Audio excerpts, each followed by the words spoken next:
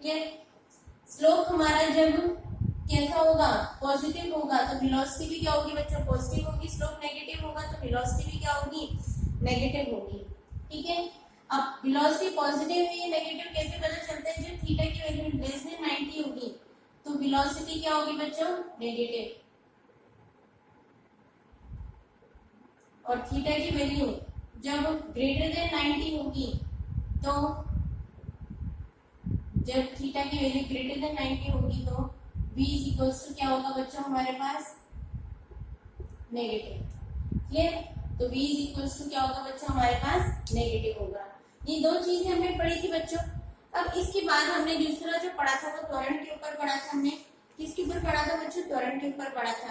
Clear, त्वरण के ऊपर हमने क्या पढ़ा था बच्चों की जब हमारे पास कॉनकेव वाला भाग, कॉनकेव सभी को पता है ना, जो ये वाला जो भाग होता है, अगर हमारे पास कोई कटोरी है, कटोरी को अगर हमने सीधा रखा है तो जो उसका उभरा हुआ जो गुफा वाला भाग है वो अगर ऊपर की ओर होता है वो कॉनकेव या अवतल पृष्ठ होता है। क्लियर, तो अगर अवतल भाग हमारा कैसा है, ऊपर की ओर है, अगर अवतल भाग कैसा है, अपवर्ड है, तो एक्सेलरेशन क्या होती है बच्चों, पॉजिटिव होती है। और अवतल भाग अगर डाउनवर्ड है, नीचे की ओर है, अवतल भाग अगर बच्चों कैसा है, नीचे की ओर है, तो ये हमारा त्वरण क्या होता है बच्चों, नेगेटिव होता है।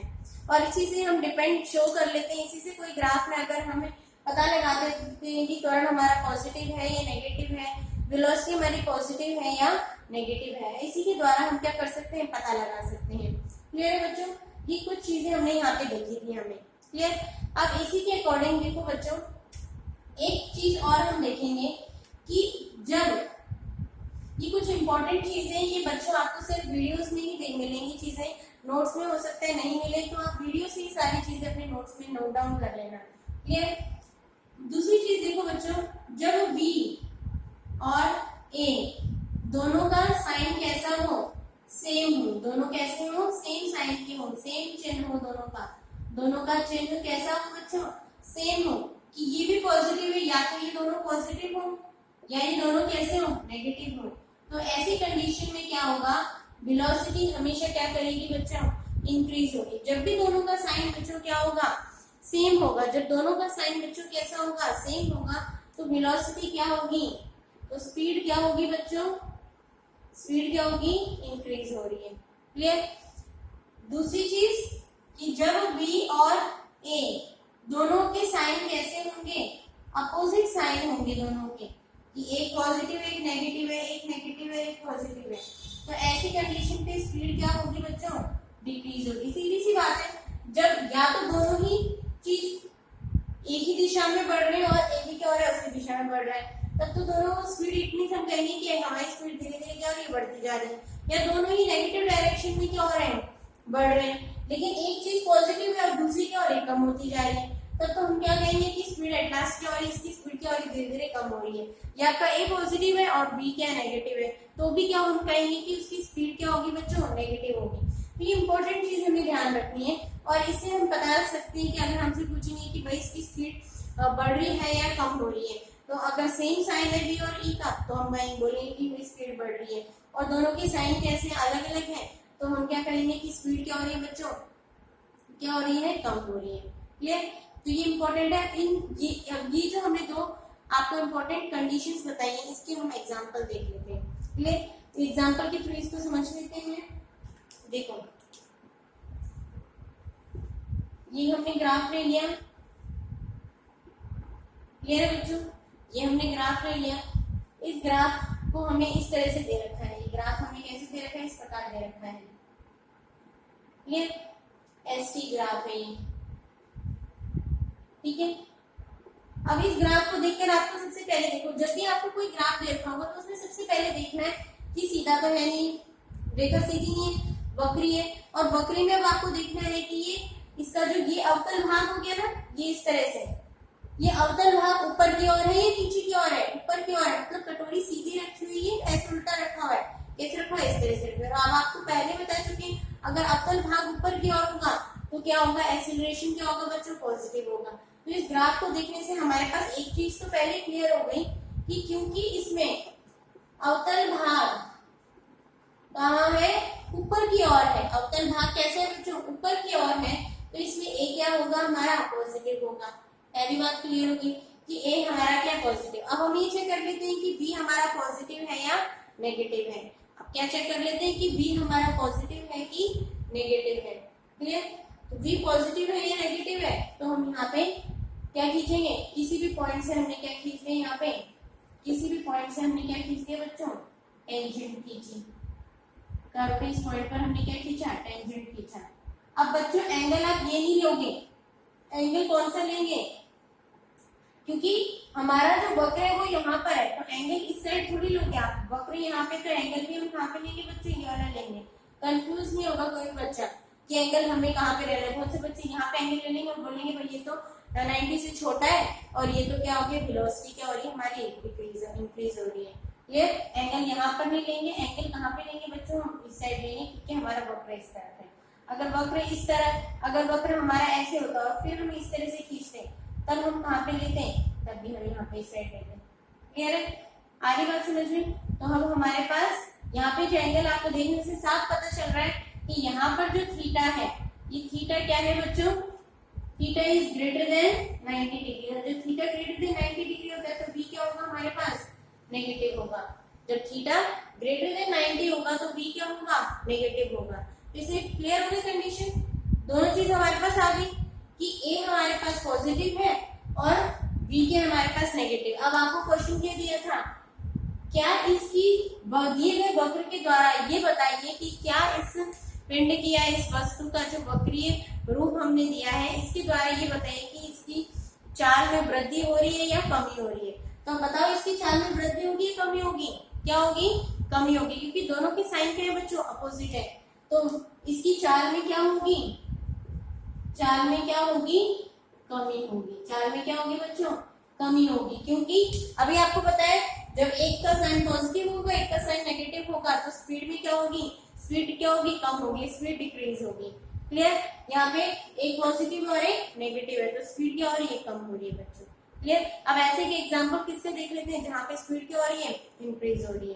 क्लियर, तो ये चीजें आपको देखो जैसे जैसे भी आप करते जाओगे एग्जांपल, आपको अपने आप ही सारी चीजें क्लियर होती चली जाएंगी। ठीक है, इसी में देख लेते हैं।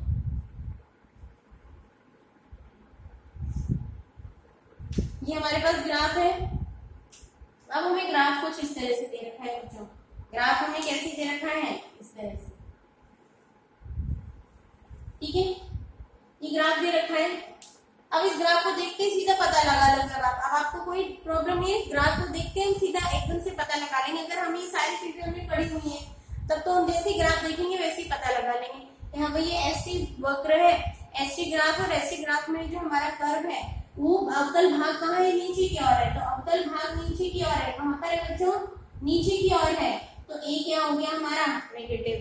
पहली बात क्लियर हो गई, ए क्या हो गया हमारा, नेगेटिव हो गया। अब हमने क्या करा, इसके किसी भी पॉइंट से हमने क्या खींचा यहाँ पे बच्चों, यहाँ पर क्या खींचा बच्चों, हमने टेंजेंट खींची। टेंजेंट खींची तो हमारे पास ये थीटा आ रहा है। क्या खींची बच्चों, हमने टेंजेंट खींची, ये थीटा आ रहा है और यहाँ पर देखने से पता चल रहा है कि थीटा इज ग्रेटर देन 90। अब जब थीटा ग्रेटर देन 90 है तो बी क्या होगा बच्चों, नेगेटिव होगा। थीटा इज ग्रेटर देन 90 तो बी क्या होगा, नेगेटिव होगा। तो इट मींस कि यहाँ पर वेलोसिटी क्या हो रही है बच्चों, यहाँ पर इसकी जो चाल है, चाल में क्या हो रही है, ये भी नेगेटिव है ये भी नेगेटिव, दोनों का साइन सेम है, तो चाल में क्या होगी, वृद्धि होगी। तो चाल में क्या हो रही है, वृद्धि हो रही है। क्लियर, चाल में क्या हो रही है, वृद्धि हो रही है। डिस्प्लेसमेंट धीरे धीरे कम होते जा रहा है लेकिन उसकी स्पीड क्या हो रही है बच्चों, बढ़ती जा रही है, क्योंकि बी भी नेगेटिव है और एक्सीलरेशन भी क्या है बच्चों, नेगेटिव है। आगे बात समझ में, स्पीड की बात करें, स्पीड भी क्या हो जाएगी, स्पीड में इंक्रीज होता चला जाएगा। क्लियर, तो इस तरह से हम बता सकते हैं कि स्पीड में वृद्धि होगी या कमी होगी। क्लियर बच्चों, अब हम आ जाते हैं, हमने सारे तरह के वैल्यू देखनी है, सारे तरीके की क्वेश्चन देखनी है। अब हमें छोटे छोटे बीटी और एटी ग्राफ देखने और उनका बीटी से एटी देखना है, और एटी तो खाली आपका एटी है ही। ठीक है, इसके बाद जो नेक्स्ट टॉपिक है वो आपका बीटी ग्राफ। ठीक है, एस टी ग्राफ हमारा पूरा हो गया। अगर जिसको एस टी ग्राफ समझ में आ गया उसके लिए तो बी टी ग्राफ कुछ है ही नहीं, बी टी ग्राफ अपने आप कर लेंगे। जो जितने भी आपको अभी ये सारे इंपॉर्टेंट लाइंस दिखाई थी बच्चों, ये सारे आपको पता होने चाहिए, क्योंकि ये अगर आपको ध्यान है, याद है, तो आप आसानी से कोई भी टॉपिक कर सकते हैं। सेकंड है हमारा बीटी ग्राफ। ओके बच्चों, बीटी ग्राफ। अब बीटी ग्राफ किस किस के बीच बन रहा है? बी और टी के बीच बन रहा है। पहली बात तो क्लियर। किस किस के बीच में बन रहा है बच्चों? बी और टी के बीच में बन रहा है। ठीक है, अब बी और टी के बीच में जो हमारा ग्राफ बन रहा है, अब इसमें सबसे पहली चीज देखो बच्चों, हमें क्या देखनी है यहाँ पर, कि यहाँ पर जो बीटी ग्राफ होता है बच्चों, क्या देख रहे हैं हम, कि यहाँ पर जो बीटी ग्राफ होता है वो किसको व्यक्त करता है, वो उसके अंदर क्षेत्रफल क्या होता है, क्षेत्रफल किसको व्यक्त करता है, ये इंपॉर्टेंट चीज है यहाँ पे बच्चों। तो देखो कि सपोज ये हमें क्या दे रखा है, बीटी ग्राफ दे रखा है। सपोज ये हमें क्या दे रखा है बच्चों, बीटी ग्राफ दे रखा है। क्वेश्चन ये देख लेते हैं, ये सपोज इस तरह से ओ ए बी, ठीक है, ये हमें ग्राफ दे रखा है, बीटी ग्राफ की वैल्यूज दे रखी है इसमें 10, 5, ठीक है, ये हमें बीटी ग्राफ दे रखा है। अब आपको बोला है कि इससे क्या बनाना है, एस टी ग्राफ बनाओ। इससे क्या नहीं बनाना है, एस टी ग्राफ बनाना है इसकी संगत। अभी इससे पहले हमने एस टी ग्राफ बनाया था, एस टी से बीटी भी बनाए थे। अब एस टी से हमें क्या, बीटी से हमें क्या बनाने के लिए बोला, एस टी, इस ग्राफ के संगत एस टी ग्राफ निकालो। और दूसरी चीज हमें क्या बोली है बच्चों निकालने के लिए, कि इसका डिस्प्लेसमेंट निकालना है, इसका डिस्प्लेसमेंट निकालना है और इसका डिस्टेंस निकालना है, डिस्टेंस और डिस्प्लेसमेंट भी निकालने हैं। ठीक है, तो सबसे इंपॉर्टेंट चीज और क्या क्या निकालने के लिए बोला है बच्चों, डिस्टेंस दूरी और विस्थापन डिस्प्लेसमेंट, ये दोनों चीजें निकालनी है हर एक के लिए। किस किस के लिए, ओ ए, ये तो कुल डिस्टेंस हो गया, और ये भी ओ ए, और ए बी के लिए क्या निकालना है, हमें विस्थापन निकालना है। क्लियर है बच्चों। अब यहाँ पे सबसे पहली चीज इंपॉर्टेंट चीज हमें बीटी ग्राफ में देखो बच्चों क्या देखनी है, बीटी ग्राफ में सबसे इंपॉर्टेंट चीज क्या है, कि बीटी ग्राफ में प्रसर्पित क्षेत्रफल, प्रसर्पित क्षेत्रफल किसको व्यक्त करता है, प्रसर्पित क्षेत्रफल किसके बराबर होता है, विस्थापन के बराबर होता है। किसके बराबर होता है, विस्थापन को व्यक्त करता है। किसको व्यक्त करता है बच्चों, विस्थापन को व्यक्त करता है, कि कितना विस्थापन हुआ। क्या व्यक्त करता है बच्चों, की विस्थापन कितना हो रहा है, उसको किसके द्वारा व्यक्त किया जाता है, प्रसर्पित क्षेत्रफल मतलब बच्चों ये वाला भाग, ये ऊपर वाला भाग नहीं, ये वाला भाग, ये पूरा ये वाला जो यहाँ तक का जो भाग है, कि हमने जो कर्व बनाया है उससे हमारा जितना भाग, जितना एरिया कवर्ड हो रहा है, उस पूरे कवर्ड एरिया को अगर हम निकाल लें, उसकी एरिया की वैल्यू निकाल लें, उसका क्षेत्रफल निकाल लें, तो हम बता सकते हैं कि विस्थापन कितना है। तो ये इंपॉर्टेंट चीज ध्यान रखने की, बीटी ग्राफ में जो प्रसर्पित क्षेत्रफल होता है वो किसको व्यक्त करता है बच्चों, विस्थापन को व्यक्त कर रहा है। यही इंपॉर्टेंट चीजें जो हमें याद रखनी है। बाकी की जो चीजें हम पढ़ के आ चुके हैं वही सेम चीजें अब यहाँ पर भी देखनी है हमें। क्लियर। अब यहाँ से हमें देखने के लिए क्या बोल रहे हैं बच्चों, एस टी ग्राफ बनाना है सबसे पहले। अब सबसे पहले आप ओ ए को देखो, सबसे पहले किसको देखें हम, ओ ए को। कहां से स्टार्ट करो, ओ ए। अब इस ओ ए को देखकर आपको क्या लग रहा है, बीटी ग्राफ है। क्लियर। और दूसरी एक और चीज हम बता देते हैं आपको, कि जिस तरह से एस टी ग्राफ में जो वक्र था वो किसको व्यक्त कर रहा था बच्चों, जो स्लोप थी वो किसको व्यक्त कर रही थी, वेग को व्यक्त कर रही थी। इसी तरह से बीटी ग्राफ की जो स्लोप होगी वो किसको व्यक्त करेगी, त्वरण को व्यक्त करेगी। बीटी ग्राफ की जो स्लोप होगी, और स्लोप क्या होगी बच्चों, यहाँ पे v2 minus v1 upon t2 minus t1 is equals to delta v upon delta t। वेग में समय के सापेक्ष परिवर्तन ही क्या कहलाता है बच्चों, त्वरण कहलाता है। क्या कहलाता है, पढ़ के आ चुके सारी चीजें, कि वेग में समय के सापेक्ष परिवर्तन क्या कहलाता है, त्वरण कहलाता है। तो स्लोप किसको व्यक्त करता है, त्वरण को व्यक्त करता है। क्लियर, आगे बात समझ में। अब देखो यहाँ पे आ जाओ आप, यहाँ से हम क्या देख रहे हैं, ये भी ग्राफ दे रखा है। क्लियर, ये क्या दे रखा है बच्चों में, ग्राफ दे रखा है। अब इसमें हमने क्या देखा कि यहाँ पे ये सीधी रेखा है, इट मींस कि वेग और समय में समान परिवर्तन हो रहा है। जैसे जैसे वेग बढ़ता जा रहा है वैसे वैसे समय बढ़ता जा रहा है, वैसे वैसे वेग भी क्या हो रहा है, बढ़ता जा रहा है। और इट मींस इसकी वैल्यू कैसी है हमारी, यहाँ पर इसकी सापेक्ष अगर हम क्या बनाए, यहाँ पे थीटा की वैल्यू क्या है, लेस देन 90। यहाँ पे थीटा की वैल्यू क्या है बच्चों, लेस देन 90। तो सबसे पहली चीज तो यही क्लियर होगी, हमारे पास थीटा की वैल्यू लेस देन 90 है।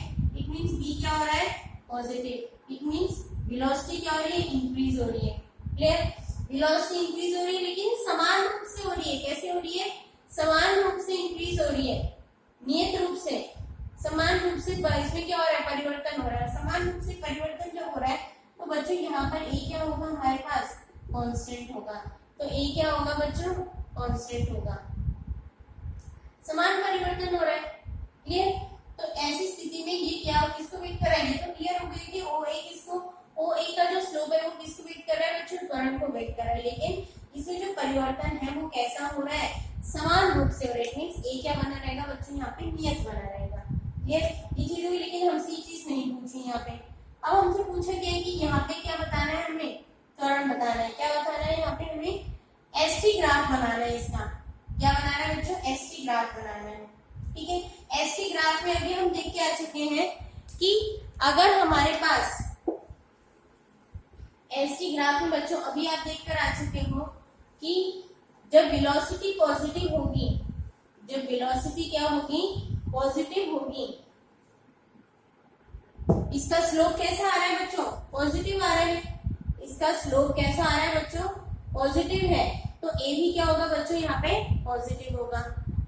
अभी आपने पढ़ा है कि बीटी ग्राफ में जो स्लोप होता है वो किसको व्यक्त कर रहा है, त्वरण को व्यक्त कर रहा है। बीटी ग्राफ में स्लोप किसको व्यक्त कर रहा है, त्वरण को व्यक्त कर रहा है। तो इसका स्लोप किसको व्यक्त कर रहा है, त्वरण को। इसका स्लोप क्या है यहाँ पे, पॉजिटिव है। क्लियर, इसका स्लोप क्या है बच्चों, पॉजिटिव है। इट मींस कि ए भी क्या होगा, यहाँ पे पॉजिटिव होगा। ए भी पॉजिटिव होगा तो हमारा एसटी ग्राफ कैसे बनेगा बच्चों, एसटी ग्राफ जब एक पॉजिटिव होगा तो अवतल भाग क्या होगा बच्चों, ऊपर की ओर होगा। तो अवतल भाग कैसा होगा, सीधा इस तरह से हमने बना दिया। तो अवतल भाग क्या हो गया हमारा, ऊपर की ओर। क्लियर, तो ये तो किसको व्यक्त कर रहा है, ओ ए भाग को।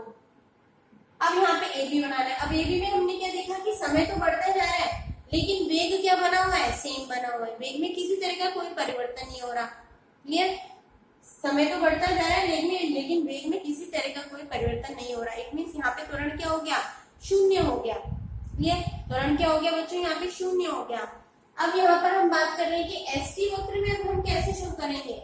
एसटी वक्र में बच्चों हम कैसे शो करेंगे, जब हम क्या बात कर रहे हैं कि जब हम ये बोलते हैं ना कि वेग क्या हो जाएगा, कांस्टेंट हो गया। जब वेग कांस्टेंट हो गया तो एसटी वक्र में वेग को नियत दिखाने के लिए हम क्या खींचते, सीधी रेखा खींचते। एसटी वक्र में वेग नियत है तो वेग को नियत दिखाने के लिए हम कैसी रेखा खींचते, सीधी रेखा खींचते। और यहाँ पे ये तो हम बोल रहे हैं कि ए बी पर वेग का मान क्या बना हुआ है, नियत बना हुआ है। तो उसके लिए हम एसटी ग्राफ में इसे कैसे शो करेंगे बच्चों, सीधी रेखा से शो करेंगे। क्लियर, तो ये क्या हो गया हमारा बीटी ग्राफ के संगत एसटी ग्राफ। क्लियर है बच्चों, वैसे आपको बहुत सारे ग्राफ दे रखे होंगे, उसमें से ये वाला क्या होगा आपका करेक्ट होगा। क्लियर, ये तो बन गया हमारा एसटी ग्राफ। अब इसका टोटल डिस्टेंस निकाल लेते हैं। तो टोटल डिस्टेंस क्या हो गया बच्चों, यहाँ से लेकर यहाँ तक इसने कितना डिस्टेंस कवर करा, यहाँ से लेकर यहाँ तक बच्चों कितना डिस्टेंस कवर करा इसने। टोटल डिस्टेंस कवर कितना है यहाँ पे निकाल लेंगे हम लोग। ठीक है, डिस्प्लेसमेंट निकाल लेते हैं पहले तो हम क्या निकाल लेते हैं बच्चे, यहाँ से डिस्प्लेसमेंट। ठीक है, तो डिस्प्लेसमेंट निकाल लेंगे। तो डिस्प्लेसमेंट क्या आ जाएगा हमारे पास, और डिस्प्लेसमेंट किसको वेट कर रहा है, प्रसरती क्षेत्रफल को। अब इसके लिए देखो पहले हमने ओ ए के लिए निकालना है। ओ ए ये वाला भाग होगा, किस ओ ए वक्र द्वारा प्रसरती क्षेत्रफल ये वाला होगा ना, जो क्या बन रहा है, क्या दिख रहा है आपको, एक ट्राइंगल है। क्या दिख रहा है बच्चे, ट्राइंगल दिख रहा है। तो एक राइट एंगल ट्राइंगल, वो भी समकोणीय त्रिभुज। और राइट एंगल ट्राइंगल का फॉर्मूला क्या होता है बच्चों, ओ ए द्वारा जो प्रसरपित क्षेत्रफल है, वो क्या है, एक समकोणीय त्रिभुज, समकोणीय त्रिभुज। तो उसके लिए क्षेत्रफल क्या हो जाएगा, half into base into height. अब बेस क्या है यहाँ पे, ये बेस हो गया, ये हाइट हो गया। बेस कितना है 5 और हाइट कितनी है बच्चों 10। तो क्या हो गया हमारे पास, हाफ इंटू 5 इंटू 10 कितना हो गया बच्चों यहाँ पे 25 मीटर। क्लियर। तो OA पर विस्थापन कितना आ गया 25 मीटर। इसी तरह से AB के लिए निकाल लेंगे। AB के लिए प्रसरपी क्षेत्रफल ये होगा, ये AB है, तो इससे लेकर पूरा ये वाला प्रसरपी क्षेत्रफल हो गया ना, ये वाला। ये आपको क्या दिख रहा है, रेक्टेंगल दिख रहा है, एक आयताकार दिख रहा है। तो इस आयताकार भाग तो क्या हो जाएगा, आयत का क्या होता है क्षेत्रफल बच्चों, लेंथ इंटू ब्रेड्थ। क्लियर, लंबाई गुणा चौड़ाई। तो इसका प्रसरपी क्षेत्रफल हमें क्या किसको भी करेगा, विस्थापन को। तो लेंथ इंटू ब्रेड्थ, ये तो क्या होगी लेंथ और ये क्या होगी ब्रेड्थ। तो ब्रेड्थ यहाँ पे कितनी हो गई 10 माइनस 5 और लेंथ कितनी हो गई 10। सारा वैल्यूज आपके ग्राफ से आ जाएंगी। तो 5 इंटू 10 कितना हो गया यहाँ पे 50 मीटर। इट मीन्स OA से OA तक तो विस्थापन कितना हो रहा है 25 मीटर हो रहा है, और AB पर विस्थापन कितना हो रहा है 50 मीटर हो रहा है। क्लियर। और टोटल डिस्टेंस निकालना है बच्चों आपको, तो इन दोनों को क्या कर दो, जोड़ दो। टोटल डिस्टेंस निकालना है, इन दोनों को हमने क्या कर दिया, जोड़ दो। हमारे पास क्या आ जाएगा, टोटल डिस्टेंस आ जाएगा। हमारे पास क्या आ जाएगा बच्चों, टोटल डिस्टेंस। और अगर हमसे त्वरण भी पूछा होता, क्या पूछा होता बच्चों, अगर यहाँ पे हमसे क्या पूछा होता, त्वरण पूछा होता, तो OA पर त्वरण क्या होता। अगर हम इनसे त्वरण भी पूछते बच्चों, तो OA पर त्वरण की वैल्यू हमसे नहीं पूछी होती। तो OA पर त्वरण क्या होता बच्चों, हमारे पास यहाँ पे इनिशियल वैल्यू तो 0 है, तो 10 अपॉन सीधा क्या होता 10 माइनस 0, और यहाँ पे 5 माइनस 0 कितना होता है 2 मीटर पर सेकेंड स्क्वायर। क्लियर। AB पे त्वरण क्या होता है हमारे पास, V1 भी 10 है और V2 भी कितना है 10 ही है। तो 10 माइनस 10, ये तो फिर भी अलग है 10 माइनस 5, यहाँ पे वैल्यू क्या आती है 0। अभी जो बताया था वही सेम चीज है कि OA पर तो कितना बना हुआ है, कांस्टेंट बना हुआ है 2 मीटर पर सेकंड स्क्वायर बना हुआ है, लेकिन AB में त्वरण क्या है यहाँ पे बच्चों 0 है, क्योंकि कांस्टेंट है वेलोसिटी। क्लियर। इसी तरह से अभी एक क्वेश्चन और देख लेते हैं। ठीक है, ये रहे बच्चों। तो बीटी ग्राफ में दो चीजें ध्यान रखनी है कि प्रसरपी क्षेत्रफल किसको व्यक्त करता है, विस्थापन को व्यक्त करता है। प्रसरपी क्षेत्रफल किसको व्यक्त करता है बच्चों, विस्थापन को व्यक्त करता है। और इसी के द्वारा हम क्या निकाल सकते हैं, वैल्यू निकाल सकते हैं विस्थापन की, त्वरण की। ठीक है, अगर अब ये क्वेश्चन दे रखा है बच्चों आपको,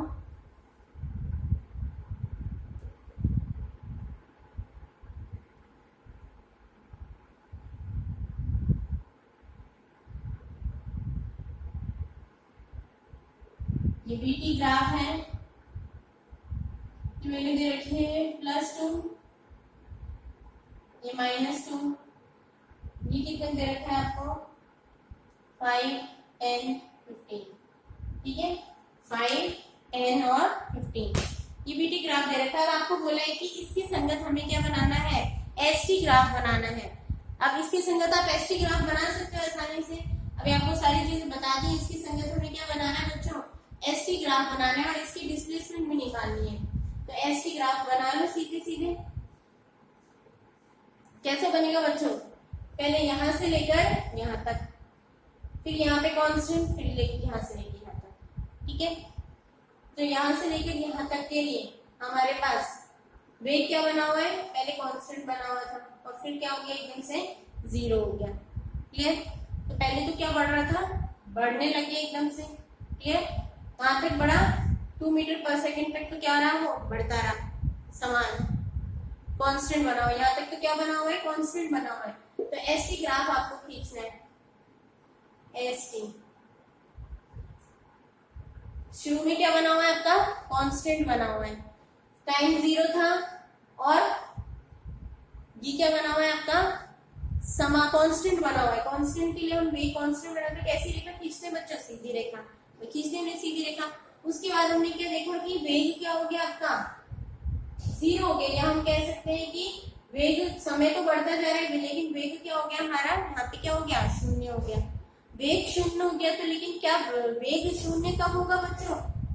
जब delta S upon delta T, जब विस्थापन क्या होगा हमारा कांस्टेंट होगा। अभी आपको बताएं कि जब विस्थापन कांस्टेंट होगा, जब इसमें कोई परिवर्तन ही नहीं होगा, जब वैल्यू सेम ही बनी रहेगी, तभी तो वेग क्या होगा हमारा जीरो होगा। तभी तो वेग क्या होगा जीरो। यहाँ पे हमने देखा वेग जीरो हो गया, वेग जीरो हो गया, इसका मतलब विस्थापन क्या हो गया हमारे यहाँ पे नियत हो गया, कांस्टेंट हो गया। तो कांस्टेंट के लिए क्या करेंगे, सीधी रेखा। क्लियर? विस्थापन क्या हो गया, कांस्टेंट हो गया, इसमें कोई परिवर्तन नहीं हो रहा, सीधी रेखा हो गई। क्लियर? फिर हमने देखा वापस से अब वेग क्या हो रहा है, धीरे धीरे क्या हो रहा है, कम होता जा रहा है, नेगेटिव डायरेक्शन में चला गया, वेग क्या हो गया, धीरे धीरे कम हो गया। क्लियर? और फिर वापस से जीरो हो गया। अब वेग कम हो गया तो अब हम क्या करेंगे, वेग कम हो रहा है तो वो क्या हो जाएगा, सीधा वापस से कहाँ चला जाएगा, नीचे की ओर चला जाएगा। ठीक है, वेग कम हो रहा है, इट मींस कि यहाँ पर तो थीटा की वैल्यू क्या थी, लेस देन 90। अब यहाँ पे कांस्टेंट बनी और यहाँ पर आके क्या हो गई, थीटा की वैल्यू ग्रेटर देन 90, क्योंकि वेलोसिटी क्या हो गई, कम हो रही है, नेगेटिव हो गई, नेगेटिव है ना -2, तो इसका ग्राफ इस तरह से बनेगा। इस तरह से इसका एसटी ग्राफ बनेगा। ठीक है, तो और इसमें अगर हमें डिस्प्लेसमेंट पूछेंगे तो डिस्प्लेसमेंट भी निकाल लेंगे हम आसानी से। ठीक है, अब लास्ट बचा है आपका एटी ग्राफ बच्चों। लास्ट कौन सा ग्राफ बचा है आपके पास, एटी ग्राफ, उसे देख लेते हैं। देखो last third one is eighty graph. Eighty graph क्या है बच्चों, अब जिस तरह से हमने कहा कि एसटी ग्राफ का तो एसटी ग्राफ का स्लोप तो वेग को व्यक्त कर रहा है, वीटी ग्राफ का स्लोप त्वरण को व्यक्त कर रहा है, तो एटी ग्राफ का स्लोप किसको व्यक्त करता है बच्चों, ये चीज आपके सिलेबस में नहीं है अभी, लेकिन एसटी ग्राफ का जो स्लोप है, इसका जो स्लोप है delta A upon delta T, वे त्वरण में समय के सापेक्ष परिवर्तन, ये जो क्वांटिटी ये क्या कहलाती है बच्चों, जड़ कहलाती है, जो आपके सिलेबस में नहीं है, बहुत हाई लेवल की चीज है ये इसको, लेकिन फिर भी आपको बताया इसको क्या बोलते हैं, मीटर पर सेकंड क्यूब, इसकी क्या होती है, यूनिट होती है, इसको क्या बोलते हैं बच्चों, जड़ कहते हैं। क्लियर? इसका तो केवल आपको एटी ग्राफ देखना है कि एटी ग्राफ क्या होता है, ये किसको वेट करता है, और एटी ग्राफ में जो स्लोप होता है, एटी ग्राफ में जो वक्र द्वारा प्रसरित क्षेत्रफल होता है बच्चों, वो किसको व्यक्त करता है, वेग में परिवर्तन को व्यक्त करता है, क्योंकि त्वरण क्या है बच्चों, वेग में परिवर्तन, त्वरण क्या है, वेग में परिवर्तन। तो बस ये पॉइंट याद रखनी है कि वक्र द्वारा प्रसरित क्षेत्रफल, वक्र द्वारा प्रसरित क्षेत्रफल किसको व्यक्त करता है, वेग में परिवर्तन को व्यक्त करता है। किसको व्यक्त करता है बच्चों, वेग में परिवर्तन को। अगर अब आपको ये ग्राफ दे दिया इस तरह से, ठीक है, ये ग्राफ दे रखा है सपोज, यहाँ पे इसकी वैल्यू कितनी दे रखी है, 10, ठीक है, ये दे रखा है आपको, तो यहाँ पे सीधा आपको पता चल रहा है थीटा की वैल्यू क्या है, यहाँ पे लेस देन 90, थीटा की वैल्यू क्या है बच्चों, लेस देन 90। ठीक है, थीटा की वैल्यू लेस देन 90 है, तो यहाँ पर क्या हो गया हमारे पास, वेग में परिवर्तन क्या हो गया हमारे पास, थीटा की वैल्यू क्या है बच्चों, लेस देन 90 है, तो थीटा क्या नेगेटिव, तो यहाँ पर थीटा की वैल्यू क्या होगी, लेस देन 90, तो बी क्या हो गया हमारे पास पॉजिटिव। और आपसे वेग में परिवर्तन पूछ लेंगे सीधा, तो वेग में परिवर्तन क्या हो गया, इसके द्वारा प्रसरित क्षेत्रफल, तो प्रसरित क्षेत्रफल कितना हो गया, 10 into 10 कितना हो गया, क्योंकि ये क्या बन रहा है, right angle triangle, right angle triangle का फॉर्मूला लगता है, half into base into height, 5 कितना हो गया, 50 मीटर पर सेकेंड क्या हो जाएगी यहाँ पे, वेग में परिवर्तन, कि वेग में कितना परिवर्तन हो रहा है, 50 मीटर पर सेकेंड वेग में